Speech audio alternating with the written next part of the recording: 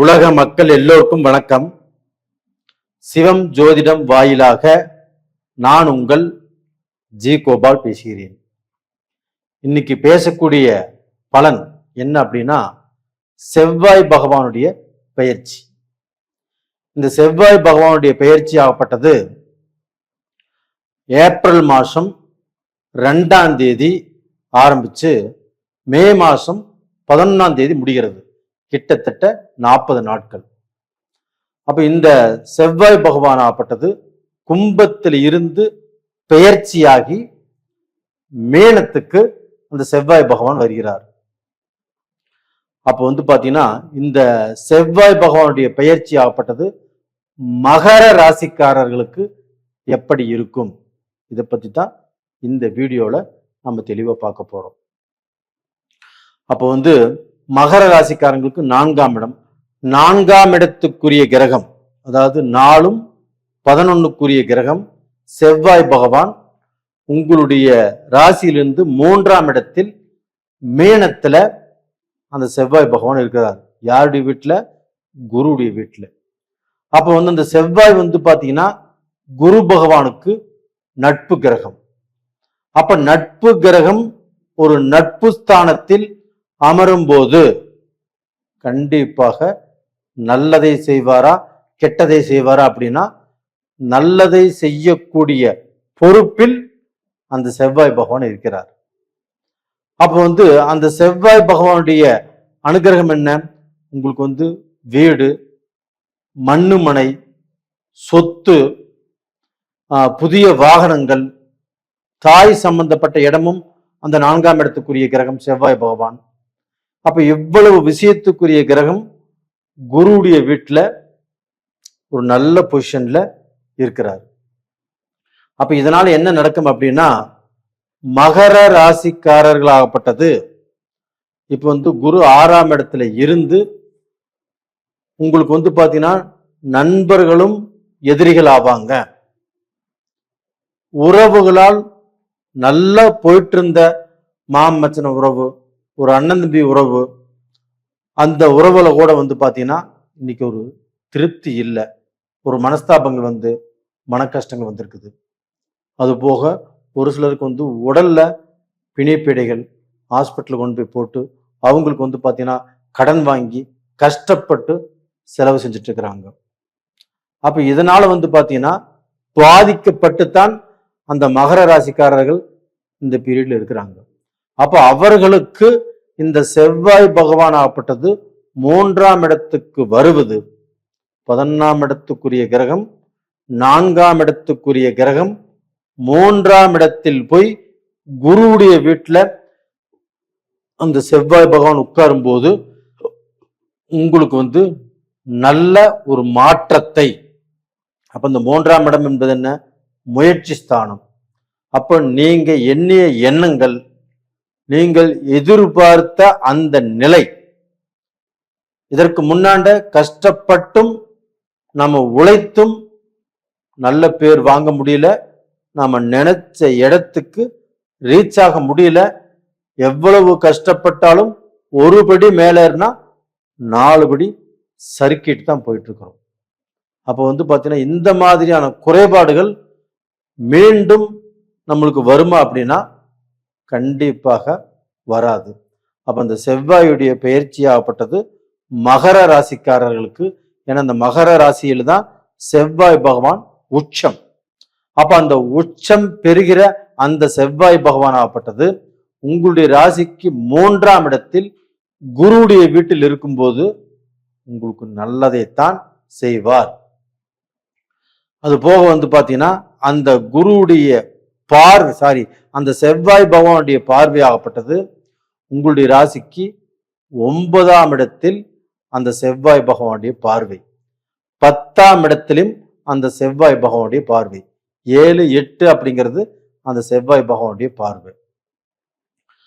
அப்போ அந்த 7ஆம் இடம் என்பது மகர ராசியில் ஒரு செவ்வாய் பகவான் தான் ஒரு திருமண காரிய காலகட்டங்களுக்கு நல்லா இருக்கணும். அப்ப அந்த செவ்வாய் பகவான் ஆப்பட்டது உங்களுடைய ராசிக்கு 9ஆம் இடத்தை பார்க்கும் போது உங்களுக்கு ஒரு விவாகரத்து பண்ணிட்டீங்க, அது வந்து இப்போ கோர்ட்டு கேஸ்ன்னு போயிட்டு இருக்குது, அது இழுபறியாவே இருக்குது. அது இந்த பீரியட்ல உங்களுக்கு வந்து பாத்தீங்கன்னா ஏதாவது ரூபத்துல அந்த பிரச்சனை சால்வ் ஆகும். அப்ப வந்து பாத்தீங்கன்னா அதுக்கு வந்து ஒரு முடிவு கிடைக்கும். அப்ப அந்த பிரச்சனையிலிருந்து மேல வந்து நீங்க வந்து வேற கல்யாணம் பண்ணிக்கணும்னு நினைக்கக்கூடிய மகர ராசிக்காரங்களுக்கு இந்த பீரியட் வந்து ரொம்ப நல்லா இருக்கும். அது போக மகர ராசியில திருமணம் ஆகல, எங்களுக்கு திருமணம் தடைபடுது, என்ன பண்றதுன்னே தெரியல, எத்தனையோ கோயில் குளத்துக்கெல்லாம் போயிட்டு வந்தாச்சு, அவங்க சொன்ன பரிகாரங்களும் பண்ணியாச்சு. நல்லது, கோயில் குளத்துக்கு போயிருக்கிறீங்க, பரிகாரம் பண்ணியிருக்கிறீங்க, நீங்க எதுவும் நல்லது நடக்கலன்னு நினைக்க வேண்டாம். இப்போ உங்களுக்கு அந்த நல்லது, அந்த செவ்வாய் பகவான் உங்களுடைய ராசிக்கு 9ஆம் இடத்தை பார்க்கறதுனால கண்டிப்பாக நல்லது நடக்கும். அப்ப உங்களுக்கு வந்து உங்க வாழ்க்கையில திருமணம் அப்படிங்கிறது கண்டிப்பாக உருவாகும், நடக்கும். குழந்தை பாக்கியமும் உங்களுடைய ராசிக்கு ஒரு நல்ல ஒரு குழந்தை பாக்கியத்தை கண்டிப்பாக அந்த செவ்வாய் பகவானினுடைய மூலமாகவும், அதே சமயத்துல அந்த குரு பகவான் ஆகப்பட்டது துலாம் ராசியை பார்க்கறாங்க. அப்ப வந்து பார்த்தீங்கன்னா துலாம் ராசி ஆகப்பட்டது 10ஆம் இடம். அப்ப வந்து அந்த 10ஆம் இடத்தை இந்த குரு பகவான் பார்க்கறதுனால உங்களுக்கு தொழிலையும் கொடுத்து, அது போக உங்களுக்கு குழந்தை செல்வத்தையும் கொடுக்கும். இது போக அதே செவ்வாய் பகவான் உங்களுடைய ராசிக்கு 10ஆம் இடத்தை பார்க்கறாங்க. இதுதாங்க சூப்பர். அப்ப அந்த 10ஆம் இடம் என்பது என்ன? தொழில் சார்ந்த, தொழில் சம்பந்தப்பட்ட, நீங்கள் விருத்தியாக கூடிய ஒரு நேரம் வந்தாச்சு. அப்போ என்னுடைய வாழ்க்கையில நான் வந்து உழைச்சேன், கஷ்டப்பட்டேன், நல்ல திறம்பட வேலை செஞ்சேன், அங்க என்னை யாரும் மதிக்கல, நான் இருக்கக்கூடிய பொசிஷனுக்கு நிறைய பேர் அந்த பொசிஷனுக்கு வரும்னு நினைச்சு எனக்கு அந்த பொசிஷன்ல இருந்து என்னை தள்ளி விட்டுட்டாங்க.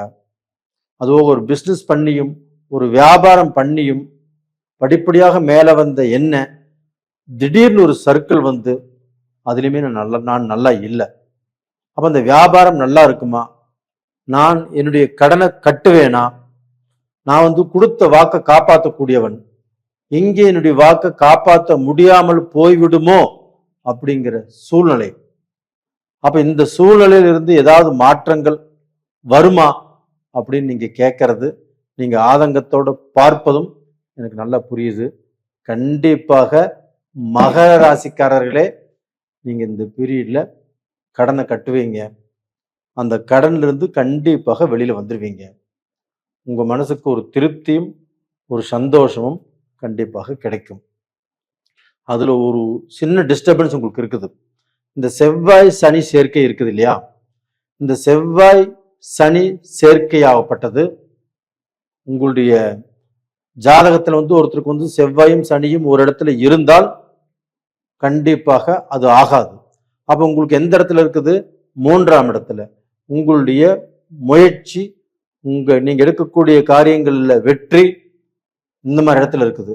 அப்ப இந்த 3ஆம் இடம் என்பது என்னன்னா, உங்களுக்கு வந்து அதிகமான நம்பிக்கையை கொடுத்து கெடுக்கக்கூடிய வாய்ப்பும் அந்த சனி செவ்வாய்னால கண்டிப்பா நீங்க பாதிக்கப்படக்கூடிய அளவுக்கு வாய்ப்புகள் இருக்கிறது. இதனால அந்த ஏப்ரல் மாசம் 20ஆம் தேதியிலிருந்து ஏப்ரல் மாசம் 30ஆம் தேதி வரைக்கும் இந்த 10 நாட்கள் கொஞ்சம் ஜாக்கிரதையா இருங்க. அப்ப வந்து பாத்தீங்கன்னா அந்த 10 நாட்கள்ல எந்த ஒரு முடிவையும் ஸ்ட்ராங்காக எடுக்க வேண்டாம், அந்த முடிவை எடுத்து அதை செயல்படுத்த வேண்டாம். இதை மட்டும் கொஞ்சம் ஃபாலோ பண்ணிக்கோங்க, கண்டிப்பா நல்லா இருப்பீங்க. அப்போ உங்க தொழில் ரூபத்துல கண்டிப்பா நல்ல ஒரு மாற்றம் கண்டிப்பா கிடைக்கும். நீங்க ஏதாவது தொழில் செய்யறதாக இருந்தாலும் தாராளமாக செய்யலாம்.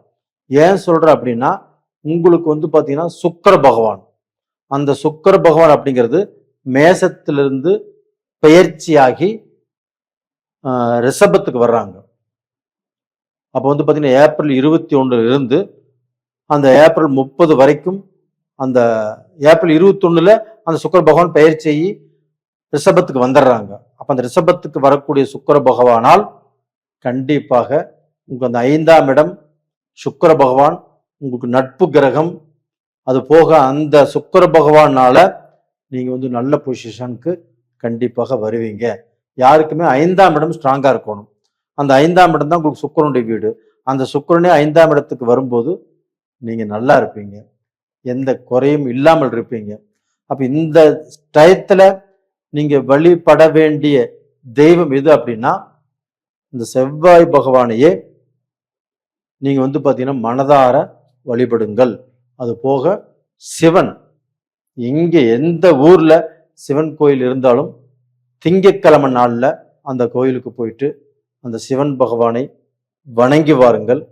கண்டிப்பாக உங்களுடைய குறை தீரும், உங்களுடைய கஷ்டங்களும் தீரும். உஷப்பா அப்படின்ட்டு அந்த கஷ்டத்துல இருந்து, ஒரு பிரச்சனையில இருந்து வெளியில வரக்கூடிய டைம் உங்களுக்கு வந்தாச்சு. நல்லா இருப்பீங்க. நேயர்களே, உங்களுடைய ஜென்ம ஜாதகமும் அந்த ஜாதகத்தில் நடக்கக்கூடிய தசா புத்திகளும் உங்களுக்கு சாதகமா இருந்தால் மட்டும்தான் நமக்கு நல்ல பலன்கள். இது கோல்சார பலன். அப்ப இந்த கோல்சார பலனும் நம்ம ஜென்ம ஜாதகத்தில் நடக்கக்கூடிய தசா புத்திகளும் நம்மளுக்கு எப்படி இருக்குது அப்படிங்கிறது உங்களுடைய ஜாதகத்தை நீங்க பார்த்து தெரிஞ்சுக்கோங்க. நீங்க ஜாதகம் பார்க்கணும் அப்படின்னா அனுப்பிச்சு வைங்க, நான் பார்த்து சொல்றேன். உங்களிடமிருந்து விடைபெறுவது உங்களின் ஜி கோபால். நன்றி, வணக்கம்.